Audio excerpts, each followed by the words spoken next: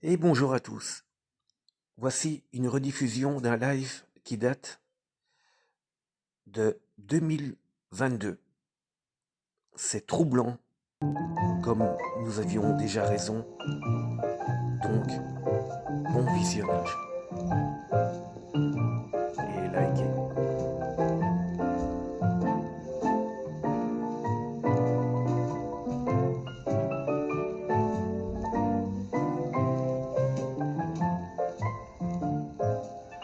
La science-fiction d'hier va devenir médecine réalité. Un corps réparable à l'infini, un cerveau remplacé par des machines. Notre pensée sera hybride entre biologique et informatique. Les transhumanistes le professent, la science va bientôt nous permettre de tuer la mort. Et vous, pensez-vous, comme certains experts, que l'homme pourrait devenir immortel à brève échéance? Bonsoir tout le monde. Bienvenue dans ce live sur le transhumanisme. Et nous allons donc passer une soirée à parler du transhumanisme avec des invités de choix. 5 heures du mat. Oui, il est 5 heures du mat pour toi, Seb.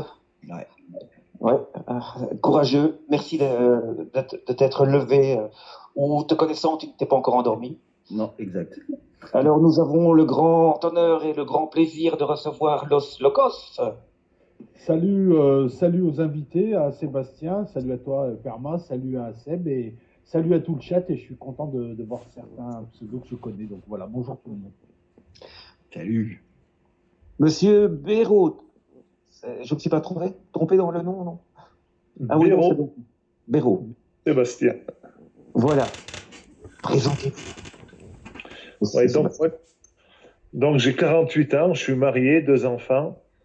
Je suis agriculteur au cœur de la France, en Haute-Loire, à côté du Puy-en-Velay, entre Saint-Étienne et Clermont. Quelle merveille.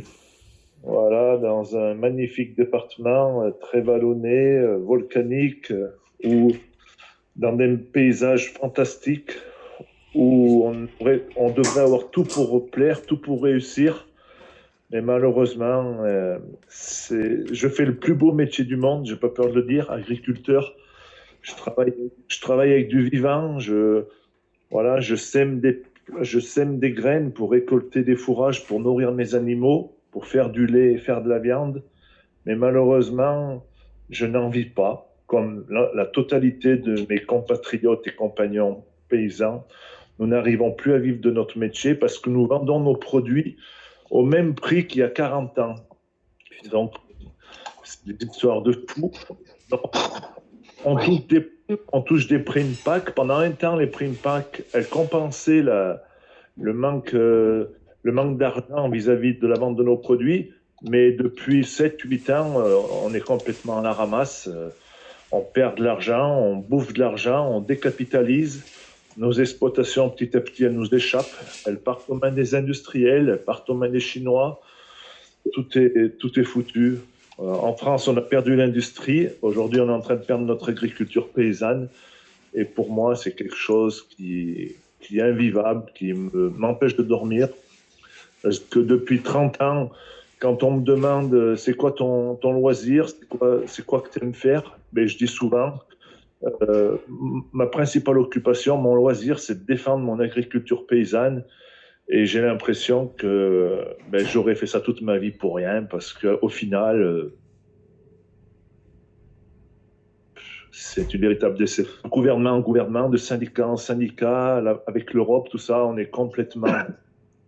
on est abandonné, on est laissé pour compte. Voilà. Pour faire très court, dans ma présentation, sur l'année 2021, dans mon département, j'ai 6 compagnons agriculteurs qui se sont pendus. J'ai mis au bout d'une corde pour plus voir le désespoir et la perte de son exploitation.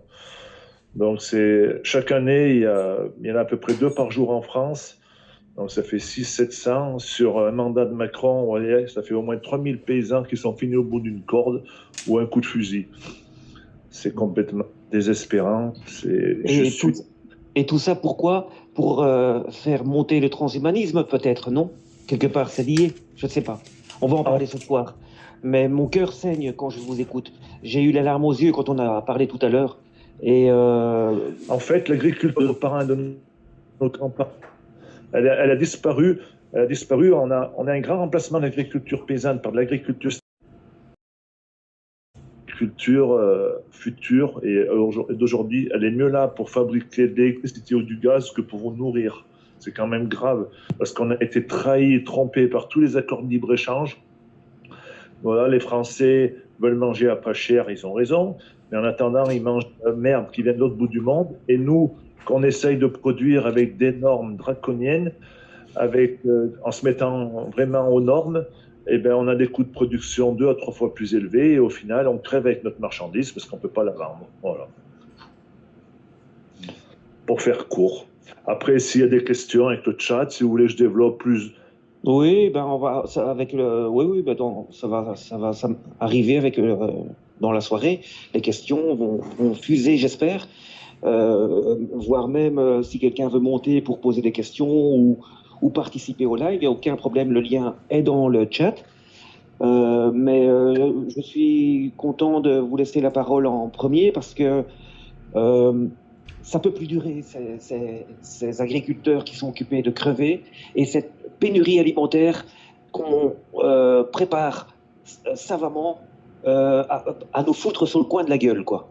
D'abord, d'un côté, on a les agriculteurs qui sont là pour notre alimentation locale, et d'un autre côté,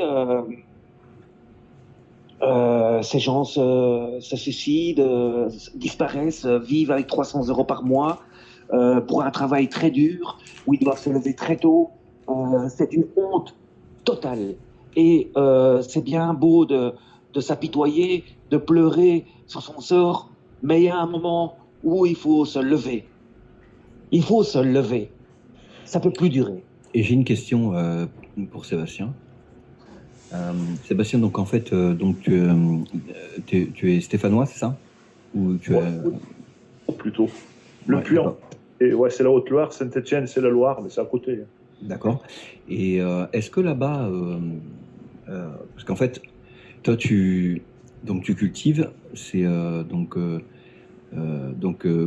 t'as des bovins, c'est ovins, bovins, ou autre chose en spécialité. C'est quoi en fait la majeure partie de ton... Moi, en fait, je suis associé avec un agriculteur ses parents étaient bouchers, il n'avait rien à voir avec l'agriculture. Et parce que c'est une exploitation familiale. Avant, il y avait mon père, avant, il y avait mon grand-père, de père en fils. Et donc, dans ma commune, on était à peu près une centaine d'exploitations il y a 10 ans de ça. Aujourd'hui, on doit être 15.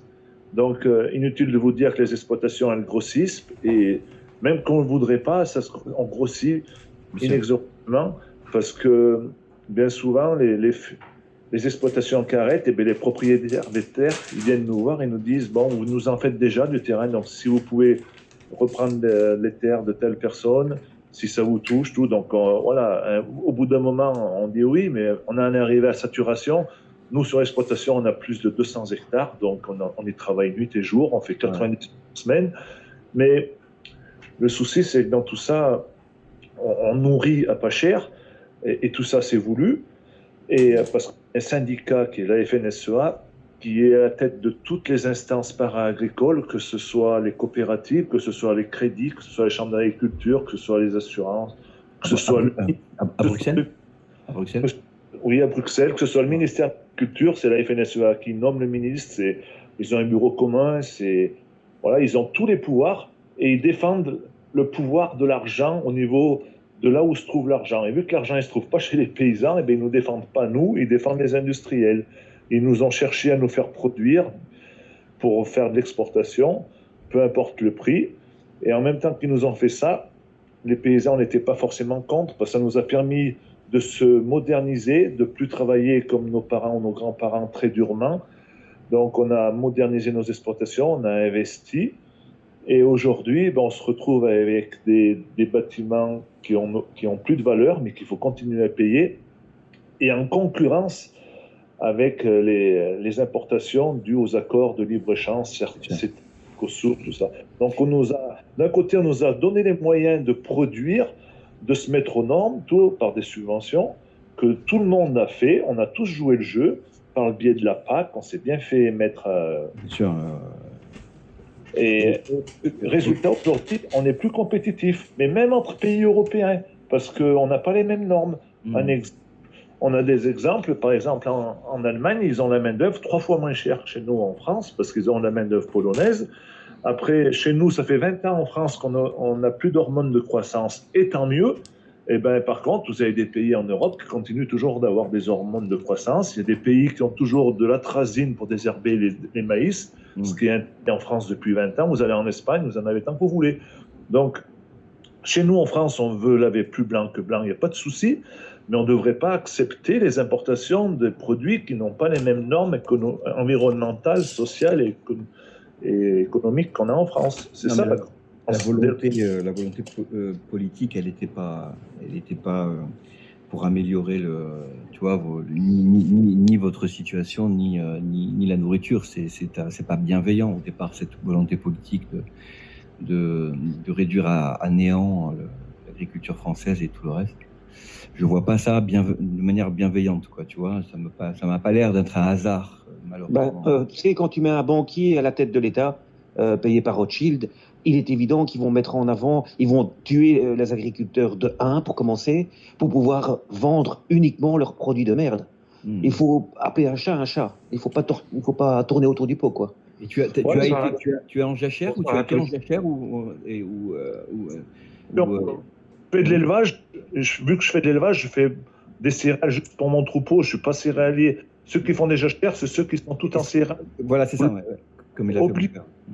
L'Europe leur a obligé de jachères. Et c'est là qu'il faut revenir jusqu'après la guerre de 1945. Il faut savoir que les Américains sont venus nous sauver, mais ils ne nous ont pas sauvés pour rien. Et donc, à partir de 1945, il a fallu reconstruire l'Europe, reconstruire l'agriculture française et européenne. On était la première puissance économique agricole européenne, la France deuxième mondiale. Donc on a mis les bouchées doubles, on a fait des super trucs. Mais par rapport à cette deuxième guerre mondiale, on a signé des accords avec les Américains où on était obligé d'aller acheter le soja chez eux, en Argentine, Brésil.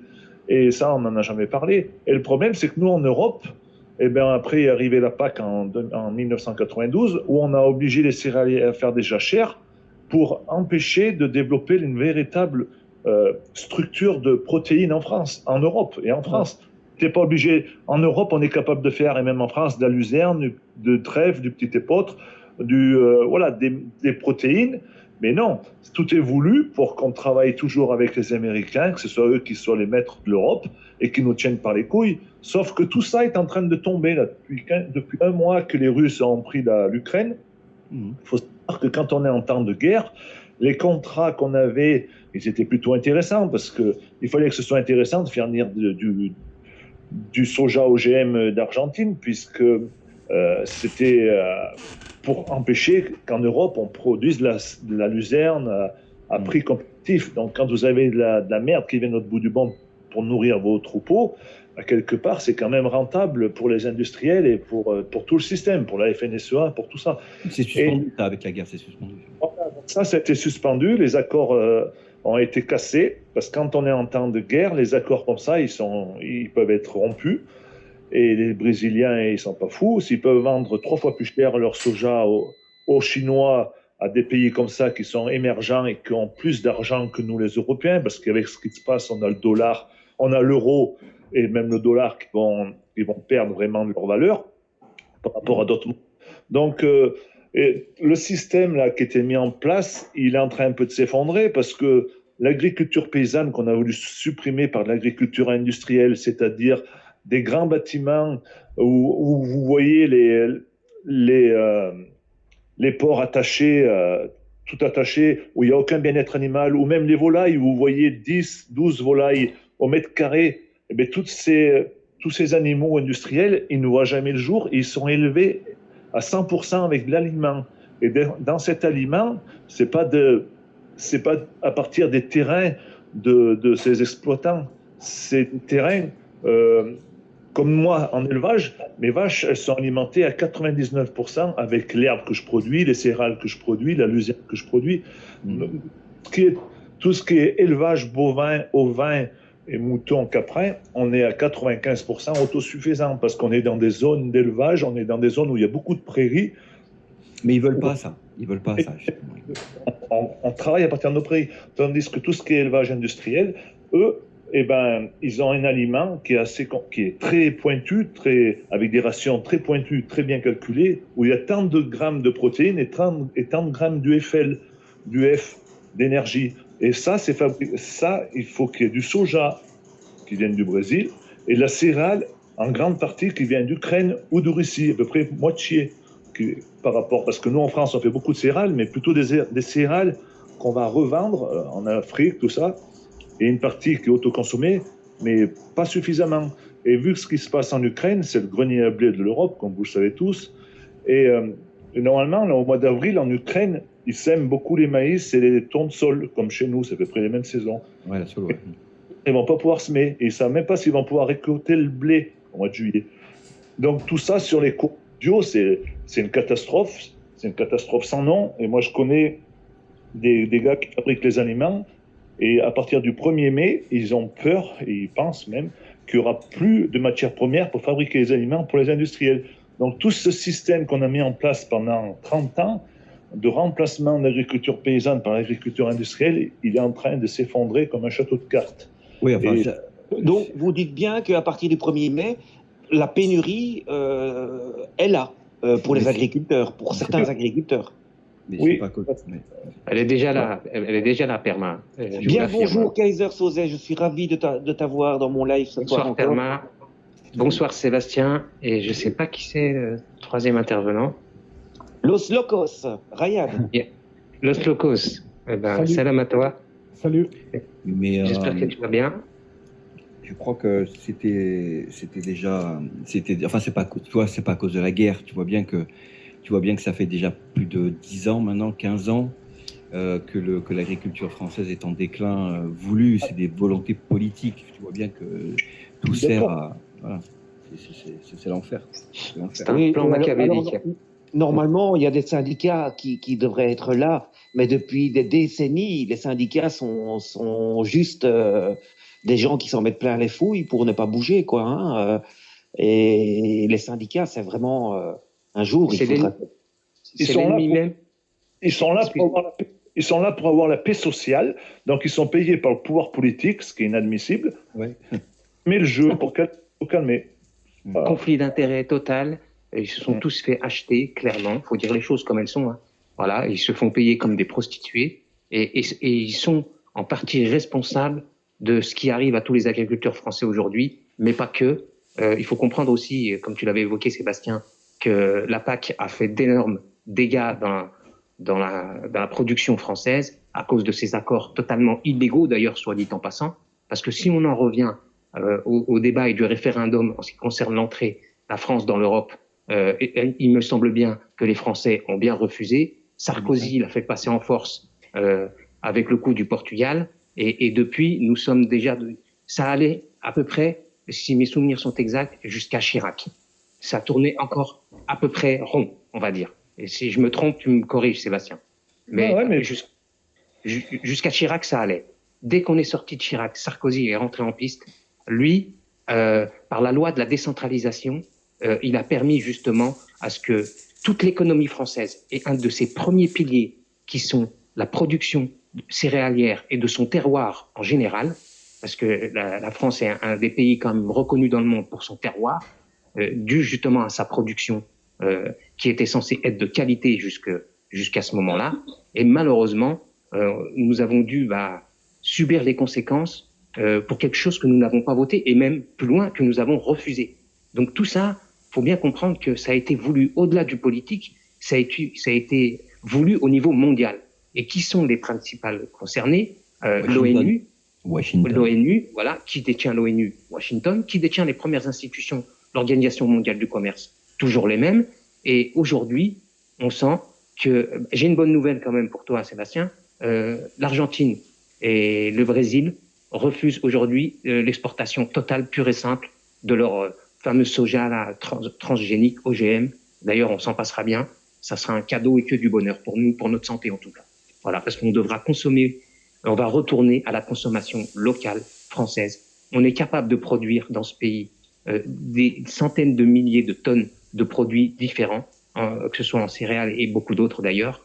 Et il faut retourner à cette autoproduction et particulièrement ce qu'il faut éjecter directement, c'est ces produits Monsanto.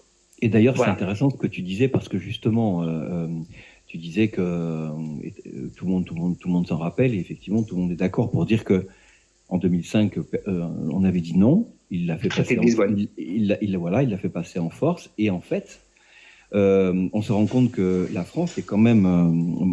Moi, j'ai rendu ma nationalité il y a pas longtemps, donc je suis un peu mal placé, mais la France, c'est quand même un peuple qui est un peu, qui est révolutionnaire et qui, quand il dit non, il dit non.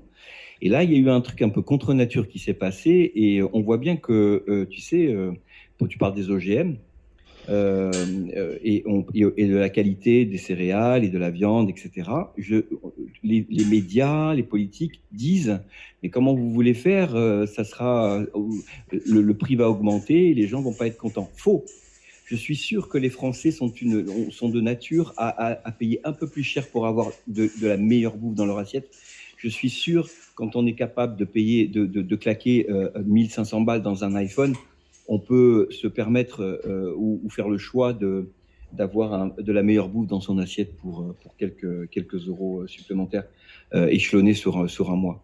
Et on nous ment là-dessus aussi. Je pense que l'opinion publique, elle est plutôt vers les agriculteurs, je pense, même s'ils augmentent les prix. Bien entendu. C'est un fait indubitable. Et justement, le problème, c'est que y a des sociétaires qui se sont mis à travers notre chemin entre la production, les producteurs et les consommateurs que nous sommes. Si nous pourrions notre salut à tous, et pour moi, Sébastien, je pense que tu vas être d'accord avec moi dans ce sens, j'estime pour ma part que vous devriez pouvoir faire la vente en direct comme ça se faisait à l'époque de nos aïeux. Voilà. Oui, je suis d'accord avec tout ça. Sauf qu'il faut savoir que ce qui nous arrive aujourd'hui, c'est pas arrivé du jour au lendemain. Nos parents avaient monté des coopératives. C'était très bien au début. C'était un peu comme la vente directe. C'était des petites structures familiales, locales. Sauf que c'est devenu au fil du temps, avec le pouvoir financier, le pouvoir de l'Europe et compagnie, des gros investisseurs et cotés en bourse. Et on n'en voit plus le bout. Les agriculteurs, ils savent même plus ce qui se passe dans leur propre coopérative.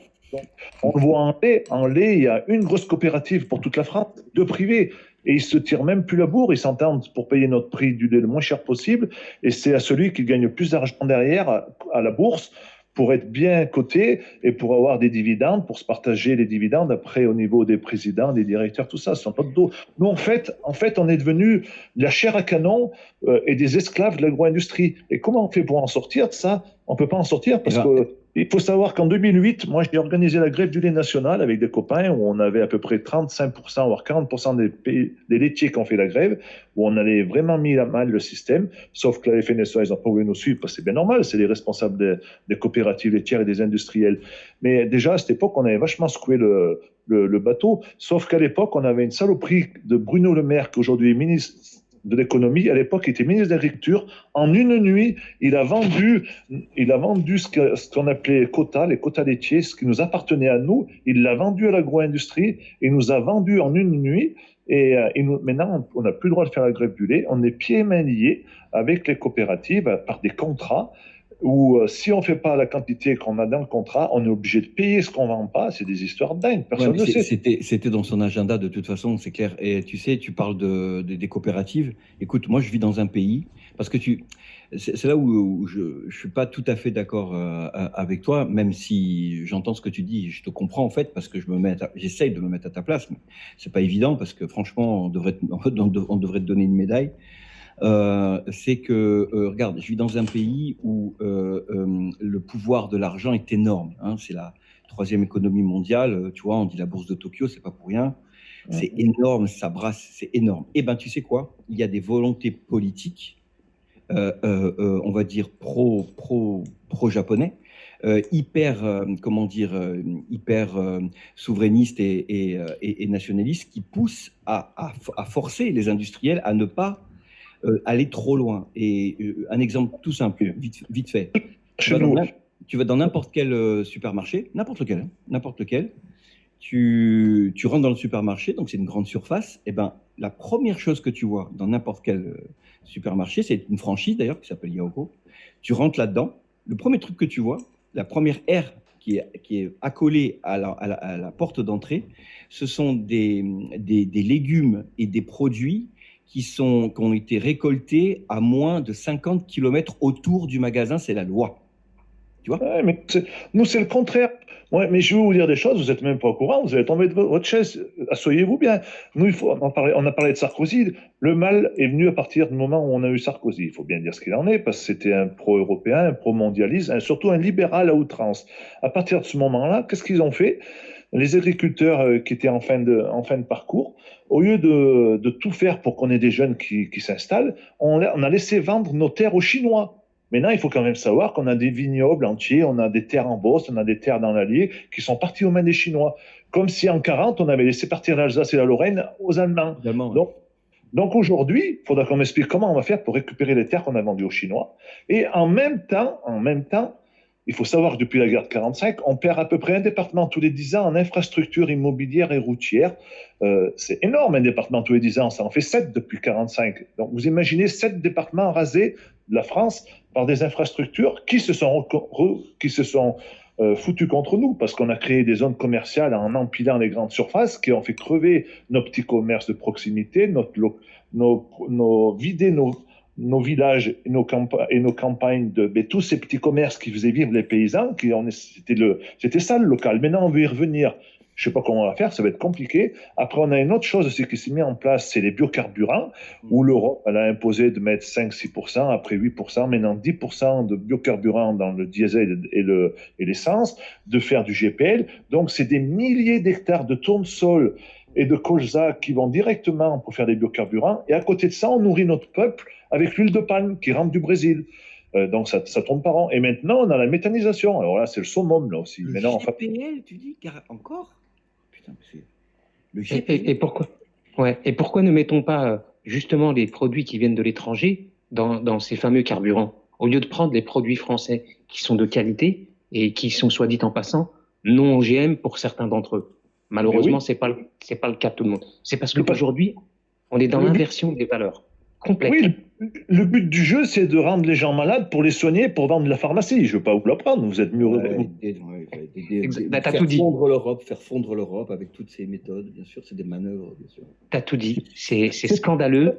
C'est des manœuvres politiques. C'est comme le Covid. Le Covid, s'il a été créé, c'est pour vendre des vaccins, pour vous soigner. Ça, je peux vous en parler. On ne mangerait pas toute cette merde, la pharmacie. Vous avez vu le pouvoir de la pharmacie. C'est qui va après, au niveau des campagnes électorales, qui c'est qui finance tout ça, tous ces grands groupes? C'est tous les laboratoires, c'est toute la pharmacie. Un coup, c'est le pétrole, un coup, c'est les laboratoires pharmaceutiques, un coup, c'est tous les bandits qui nous gouvernent. C'est Rothschild et compagnie. Je ne veux pas vous l'apprendre. Vous savez. L'agriculture, dedans. L'agriculture, on n'a pas voulu qu'on fasse de la luzerne, du trèfle, du sainfoin, tout ça qui aurait pu sauver l'agriculture française, parce que c'est zéro pesticide, il n'y a pas besoin d'engrais. Les légumineuses, elles vont capter l'azote de l'air, il n'y a pas besoin de mettre de l'azote, il n'y a pas besoin de polluer les sols, il n'y a pas besoin de mettre des produits phytosanitaires, il n'y a pas besoin zéro chimie. Donc tout ça, il ne faut pas le faire en France, il ne faut surtout pas le faire. Il faut faire ce qui fait travailler Monsanto. C'est tout.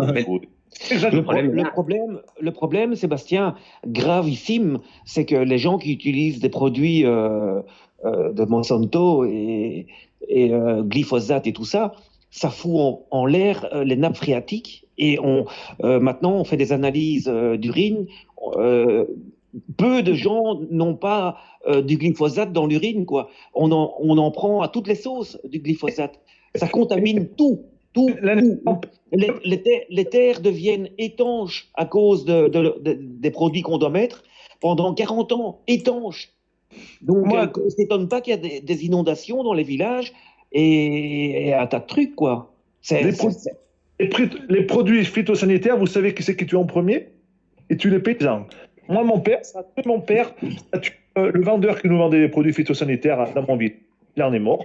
Parce qu'il faut savoir que nous, en Haute-Loire, on était supposé être un département qu'on utilisait moins de produits phytosanitaires que les régions comme la Beauce, tout ça. Donc, phyto, c'est-à-dire, ça fait 30 ans que ça existe, mais nous, en Haute-Loire, c'est obligatoire depuis 10 ans qu'on était supposé pas beaucoup en utiliser. Et ben, il nous explique l'utilisation, les masques, tout ça. Moi, mon père, quand il faisait la bouillie pour aller désherber, il faisait ça avec l'opinel pour ouvrir le bidon, et à midi, il mangeait le saucisson avec, le couteau. Il brassait avec sa main, parce qu'à l'époque, c'était pas dangereux. C'était comme quand vous voyez on voyait les pubs du Roundup le jardinier condopait son jardin, le chien qui venait manger à côté, et c'était normal, c'était tout juste, il ne fallait pas donner du Roundup au chien pour le faire grandir. Ouais. Mais tout c'est dans les mœurs, mais maintenant, bon, je dis pas, on a fait les conneries, l'agriculture en 30 ans, elle a foutu en l'air notre sol. Maintenant, on a vraiment fait de gros efforts grâce aux normes qu'on a mis en place, mais le problème, c'est que nos produits qu'on produit, moi, mon lait, je fabrique du Saint-Agur avec mon lait, qui est vendu en Chine, parce que les Français ne peuvent pas se le payer à 20 € le kilo. Mais moi, je suis mal payé. Mais les industriels, ils grattent bien. Par contre, les produits que vous bouffez, vous, la vache qui rit, tout ça, c'est de la merde. Il y a plein de... on n'en mange pas, lui. Je fais de la super bonne viande d'Aubrac, et vous allez manger de la viande qui vient du Canada ou d'Amérique aux hormones. Alors que chez nous, ça fait 20 ans qu'on n'a plus d'hormones. Et des exemples, la lentille, je fais de la lentille verte, je suis en pleine zone AOC lentille verte. Eh ben, on met très très peu de fongicides et de désherbants, puisque c'est une AOC. Par contre, les 3/4 des lentilles qui sont mangées en France, elles viennent du Canada, où elles sont rondopées et qu'ils y mettent du glyphosate pour les faire mûrir. Ils les tuent pour qu'elles mûrissent. Ouais, c'est hallucinant. Mais là, vous mangez des lentilles au glyphosate. C'est interdit ici. Et ça rentre plein paquebot. Il faut arrêter mais je veux dire, chez nous au Japon, c'est interdit ça. En tous les cas, je voulais faire une ouverture sur la détresse déjà bien longue des agriculteurs avant d'entamer le vif du sujet, le transhumanisme. Voilà, on a compris que le monde qui nous impose détruit beaucoup de monde, beaucoup de métiers et pas des moindres. Donc, moi maintenant, j'aimerais un peu bifurquer sur. On va revenir bien sûr sur les agriculteurs qui sont vraiment. C'est très très dur ce qui se passe parce que ils sont quand même les garants de notre alimentation saine et locale. Et c'est très grave, c'est vraiment très grave. Et bon, on va pas. Le transhumanisme, il arrive en agriculture parce qu'on est capable maintenant de faire du fromage et du yaourt sans lait.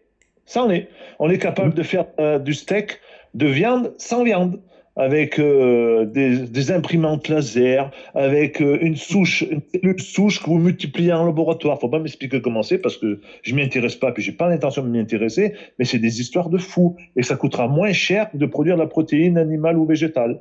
Oui, bien. En fait, le transhumanisme, c'est mettre complètement de côté, à la poubelle, les humains.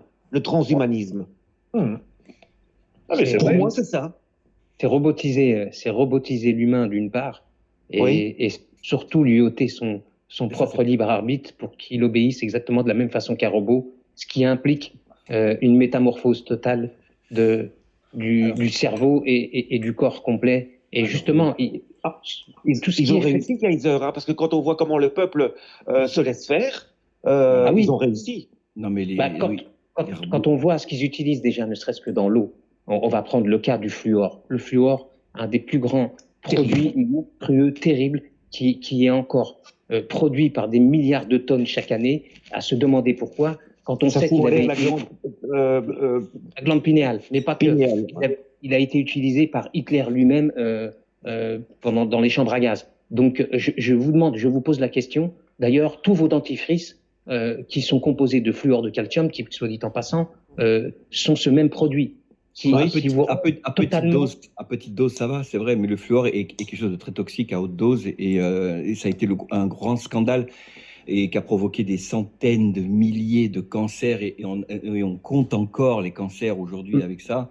Mais oui, mais si c'est au quotidien, c'est à grosse dose. Le fameux c'est au quotidien, on se lave les dents tous les jours. Tu sais, 2 fois par jour, c'est au quotidien, donc c'est grosse dose. Tu sais, le téflon, a fait un scandale avec le fluor, puisqu'ils ont fait des tests. C'était un revêtement militaire au départ, et puis après, c'est grâce au fluor. Enfin, c'est du carbone, pas je dire de bêtises, je crois du carbone 8, je crois. C'est C 8 fois attachés les uns derrière les autres, et c'est la formule qui fait que voilà. Et ça a été déversé dans la flotte, carrément comme ça dans la campagne.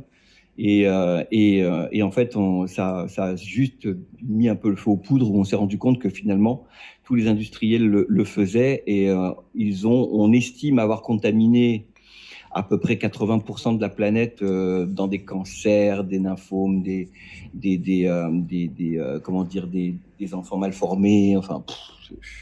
Des maladies auto-immunes. Mais la principale caractéristique du fluor, c'est qu'elle vous rend malléable et docile. Voilà pourquoi elle était distribuée dans les chambres à gaz à l'époque de la guerre. C'est pas anodin, c'est que vous devenez docile. D'ailleurs, je ne comprends pas que les parents donnent ça à leurs enfants, en réalité pour qu'ils leur foutent la paix et qu'ils deviennent plus calmes. Mais c'est paradoxal. Vous tuez votre propre enfant avec un produit qui est hautement cancérigène, et on sait qu'il fait des dégâts au niveau qui est responsable en particulier d'une maladie qui est Alzheimer. Voilà, on le sait aujourd'hui, ainsi que l'aluminium, mais pas que. On sait que le fluor et tous ses composants forment certaines molécules qui permettent à ce que les gens aient Alzheimer à des stades stratosphériques aujourd'hui. Voilà. Vous vous souvenez les boomers tous les boomers là, qui sont présents là, dans le live, là, vous vous souvenez de Fluogum?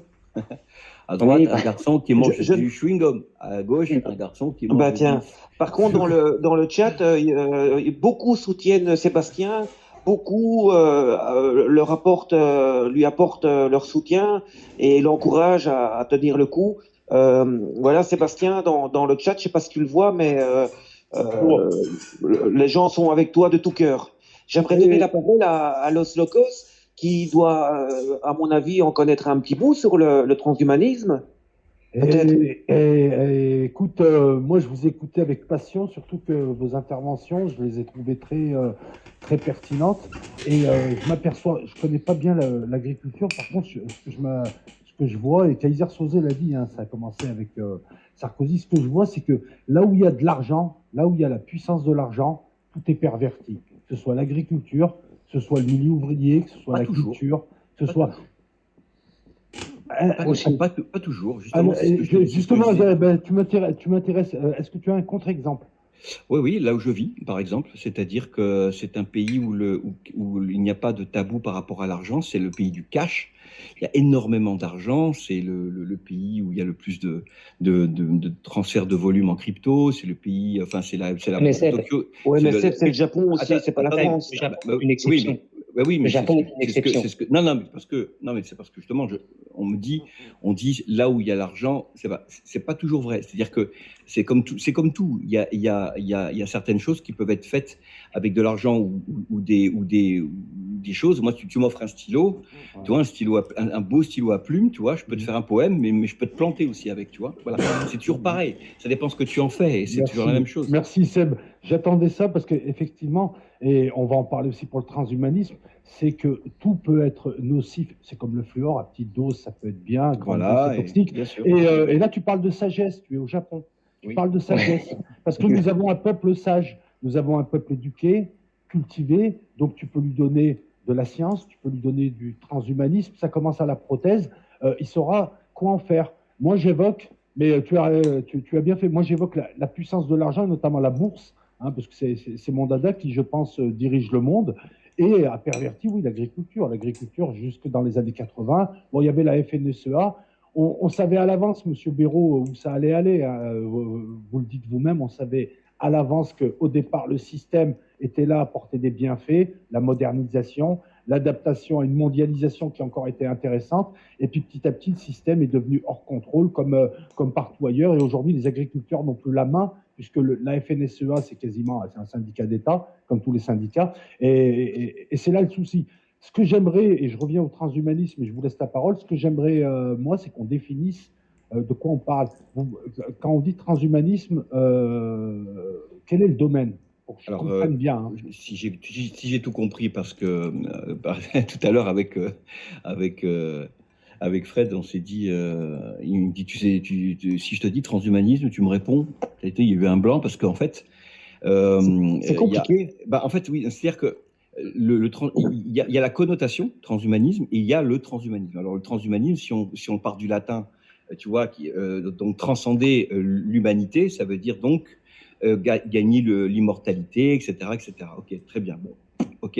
Maintenant, ce que la technologie qui est donc, on va dire, fabriquée, étudiée, et on va dire, qui est liée totalement à ce terme aujourd'hui, je pense qu'elle est connotée immédiatement, et je pense que c'est de ça qu'on parle, hein, qui est connotée immédiatement par, par ceux qui veulent, contrôler. Alors, vaincre la mort, c'est être plus fort que la mort. Être immortel, c'est être Dieu. Être Dieu, c'est aussi avoir ses subalternes. C'est être aussi donc avoir des gens sous ton contrôle ou sous ta coupe. C'est toute cette, on va dire, ce symbole-là, je crois, qui est connoté dans le transhumanisme, sauf erreur. Hein. Dites-moi si je me trompe, mais de loin comme ça, vite fait, c'est la première analyse qu'on peut faire à froid, quoi. Kaiser Soze avait évoqué quelque chose d'intéressant aussi. En plus de ça, hein, parce qu'il y a différents angles, c'était l'homme qui devient robot, le cyborg. Ouais. Et ça aussi, c'est du transhumanisme. Parce qu'en fait, on a d'un côté, on a l'IA qui arrive, c'est-à-dire l'intelligence artificielle forte, qui est en préparation, et de l'autre côté, on a le transhumanisme, c'est-à-dire dépasser le stade d'humain. Et lorsque l'humain, on le voit aujourd'hui, peut avoir un bras avec une puce, l'humain devient une sorte de robot, on a un cyborg, et on a une IA qui arrive, et que moi j'appelle Satan, hein, et qui peut diriger ce robot, qui n'aura plus de libre arbitre, tu l'as dit tout à l'heure, Kaiser Soze. Je vois, et encore une fois, on en revient à la sagesse, on donne de la science, et nous n'avons plus de sagesse. Nous vivons dans l'hystérie, nous vivons dans l'irrationalité. Alors oui, il y a des peuples, bien sûr, hein, comme le Japon et d'autres, qui sont encore dans cette sagesse et qui savent encore gérer la modernité. Et c'est ça qui fait peur. Il y a un lien entre l'IA, qui va devenir le Satan, qui dirigera un cheptel d'une population transhumaniste. D'un côté, nous aurons des humains qui seront devenus robots, et de l'autre côté, avec le Wi-Fi, la 5G, etc., les objets auront un comportement humain. On a une interprétation diabolique. Je le vois comme ça. Hein. Qu'est-ce que vous en pensez? Tout à fait. Je te rejoins tout à fait, Loslokos, là-dessus. En fait, il faut savoir que l'essence du transhumanisme, elle réside ni plus ni moins que dans la promesse de Satan à la vie éternelle pour tous ses adeptes. Donc, quelque part, ils prenaient, eux, ce qu'il leur a promis, en tout cas, c'est qu'ils pourraient se télécharger à travers des ordinateurs quantiques. Et voilà pourquoi ça se fait aujourd'hui, et voilà pourquoi l'IA rentre en piste. Parce que tout ça a été possible qu'à partir du moment où le quantique est rentré en place et s'est installé. Avant, quand on était dans les simples processeurs courants, tout ça n'était pas possible. Il faut des vitesses de calcul qui soient astronomiques et qui permettent justement le transfert de l'esprit humain dans un ordinateur quantique. Et c'est ce quoi on appelle l'IA, qui va se nourrir de données, de métadonnées, d'ailleurs aujourd'hui, mais pas que, en étudiant toute notre consommation, notre manière de vivre, et notre manière de vivre surtout à travers la technologie. En l'occurrence, on va prendre le cas de YouTube et tous les réseaux sociaux d'ordre général. Il étudie en réalité notre comportement, notre façon de voir et notre façon de penser. Et il va pouvoir ensuite, ce qu'ils leur ont promis, d'après Satan, la vie éternelle à travers le transfert de l'âme. Il y a des bêta-tests. Hein. La Covid, c'est un bêta-test. Il y a un tas de choses comme ça qui font, qui testent un petit peu. Ils voient un petit peu comment le peuple, oui, entre autres, bien sûr. C'est excellent, Kaiser, parce que je suis vraiment à 2000% avec toi. C'est-à-dire que tout ce que nous donnons en information, alors le quantique permettra justement de donner cette IA forte qui prendra âme et qui aura conscience d'elle. Tout ce que nous faisons sur les réseaux sociaux, tout le savoir de la Terre est aspiré depuis des années par des firmes comme Google et autres, et ça alimentera la mémoire, l'éducation de cette IA. Et nous sommes en train de la faire naître. En fait, c'est un petit peu comme Sauron, on est en train de la construire et elle va prendre possession de nous. Enfin, moi, je partage à 2000% ce que tu dis. Hein. Je le vois exactement comme ça. Disons que c'est l'essence même de la promesse de Satan. Hein. Je veux dire, si on le prend d'un point de vue coranique, biblique ou thoraïque, c'est exactement la même chose. C'est expliqué de cette même façon-là. Et je pense. Je pense pour ma part que c'est la meilleure façon de le voir. On peut pas. Si on est un peu cohérent, et d'ailleurs, il ne s'en cache même plus. Quand vous entendez Laurent Alexandre aujourd'hui qui vous parle de hacking de cerveau et de personnalité et à définir même votre mode de pensée et ce que vous êtes en train de penser au moment T et pouvoir le contrôler, c'est avoir un contrôle même sur vos émotions.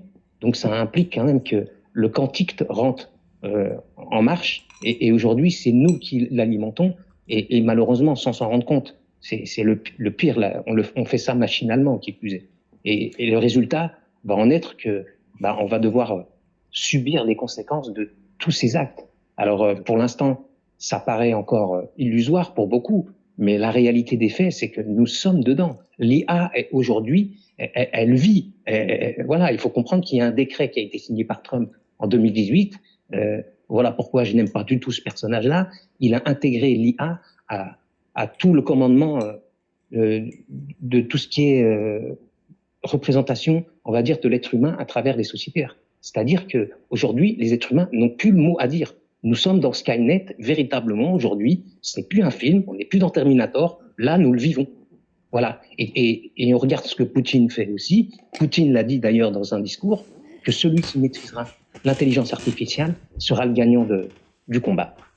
Et aujourd'hui, on peut le constater. Voilà ce qui se passe, c'est qu'ils ont pris le contrôle à tout point de vue, parce qu'il faut comprendre que l'IA engendre des technologies qui sont en expansion et en développement, mais fulgurantes. C'est incommensurable à imaginer pour l'esprit humain d'ordre général. Voilà, il faut le comprendre. On peut avoir qu'un aspect vraiment réduit de ce que c'est capable de faire. Et aujourd'hui, qui contrôle absolument 8 milliards d'êtres humains sur Terre. Alors je mets un bémol parce que si je pense parce que il y a deux choses que tu as dit là. Tu as dit et ce qui est vrai d'ailleurs, si on part sur le dessin originel du malin, de Satan, on se dit effectivement que ça cadre, si tu veux, ça match avec ce qui se passe maintenant. Mais il faut quand même pas oublier, alors deux choses qui, comme ça, immédiatement, c'est que tout ça, que ce soit le malin comme les prophètes ou Dieu, on nous commande rien. Vous êtes d'accord qu'on a toujours ce libre arbitre qui est là et qui nous, on va dire, on nous souffle les choses et nous, on les fait. Alors après, donc ça c'est une première chose. Ça veut dire que tout n'est pas perdu d'avance. Si je peux apporter une petite note d'optimisme, c'est que tout n'est pas totalement perdu d'avance. Il y a des là où je te rejoins, c'est qu'effectivement il y a des États, des continents même entiers qui ont signé et qui suivent l'agenda, mais tu en as d'autres qui sont dits pays voyous par ces gens-là. Comme le Japon, comme les Philippines, comme Taïwan. Comme la Russie, hein. Comme la Russie. Excuse-moi, Perma. Excuse-moi, Seb. Tu peux renvoyer le lien à Los Locos parce qu'apparemment il est parti. Non, c'est bon, je suis là. En fait, je voulais passer le lien à un abonné. Là, j'étais dans mes commentaires et je l'ai trouvé, donc je vais passer le lien pour qu'il nous rejoigne. Voilà. Je vais profiter de cette coupure de discussion pour saluer mon ami Rachid Boulawan. Bonsoir, vous m'entendez? Bienvenue. Comme salam Kaiser et toutes les personnes qui sont là, enchanté. Je vous écoute tout à l'heure. Ouais. Excuse-moi de t'avoir coupé, Seb. Oui, il n'y a pas de problème. J'avais presque. Je dis juste qu'il y a quand même un petit. Bon, j'apporte juste une petite. C'est même pas une contradiction parce que je suis totalement d'accord avec toi. Je mets juste un petit bémol en disant qu'il y a des résistances. C'est-à-dire que nous, on voit bien ici. C'est marrant parce que chaque fois que j'entends parler du Japon, alors que j'y vis depuis 15 ans et que maintenant je suis de nationalité japonaise, je suis totalement dans le moule, on va dire. J'ai compris certaines choses. À chaque fois, on voit quand on parle de pays dits voyous comme le Japon, mais pas que. On parle, c'est toujours à charge, c'est toujours ils sont sous la tutelle d'eux, ou ils sont enfin voilà, c'est toujours un peu des reproches. Mais eux, je veux dire, nous ici, on n'a pas signé, le gouvernement, c'est des deep state ici. T'as quelques têtes comme ça, toi, voyantes, le Premier ministre et puis le ministre de la Défense et puis le ministre de l'Économie qu'on connaît. Puis après, le reste, c'est l'état profond, c'est des éminences grises qui soufflent à l'oreille. C'est des vieux de la vieille qui sont là depuis des années et ça marche comme ça, tu vois. Donc on le sait, ça, il y a pas de souci. Mais c'est dans la bienveillance. Et surtout, ils disent, comment dire, on est entouré d'ennemis. Voilà. C'est-à-dire que l'Américain, définitivement, depuis Hiroshima et Nagasaki, est l'ennemi. Mitterrand l'avait dit. Il l'avait dit avant de mourir, il l'a bien dit, pour la France, je parle aussi, il a dit, vous ne le savez peut-être pas, ou pour ceux qui ne le savent pas, je vais partir, je vais aller dans l'au-delà, je vais mourir, mais je vais laisser la France dans une guerre silencieuse, sans canon, contre les Américains. Elle sera féroce et elle sera impitoyable. Voilà ces mots. Je pense qu'il ne faut pas oublier ça, mais il y a des résistances. Voilà, c'est tout ce que je voulais dire. Il y a quand même des pays qui n'ont pas signé l'agenda. Je vois pour la Covid comment ça a été géré ici. C'est juste hallucinant. Hallucinant. Moi, je te mets dos à dos la déclaration de Macron avec, pour la Covid, quand ça a démarré, c'était Shinzo Abe. Je te les mets dos à dos. Tu as Macron qui dit c'est la guerre, on va mourir, le pire est à venir. C'est la catastrophe, etc. De l'autre côté, au même moment, tu as Shinzo Abe qui dit alors, calmez-vous déjà, pour les journalistes là, déjà, c'est pas létal. Donc déjà, voilà, c'est une grosse grippe, donc on va se calmer. Et tout ce qu'on peut vous dire, c'est qu'on travaille d'arrache-pied pour savoir ce que c'est, comment on peut, est-ce que c'est beaucoup plus virulent qu'une grosse grippe, est-ce qu'on peut y apporter, est-ce qu'on peut vraiment vous protéger ou pas, mais en tout cas, on est là, et j'ai bien aimé l'expression, on est là comme une équipe de rugby, il n'a pas dit football, il a dit rugby, et on s'enferme dans une pièce et on n'en sortira pas tant qu'on n'aura pas une solution pour vous. Mais ce qu'on veut surtout, c'est que vous continuez à faire exactement ce que vous faisiez hier. Et nous, le principal au gouvernement, c'est qu'on veut continuer à voir vos merveilleux sourires quand vous allez travailler le matin. Non, mais est-ce que tu vois la différence ?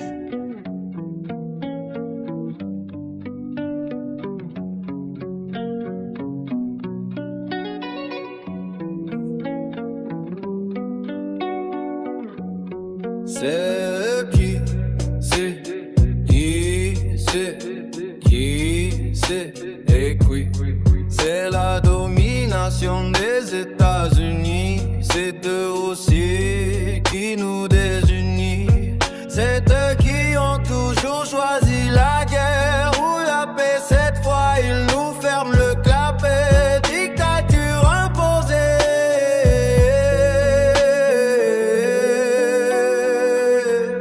fin de la liberté.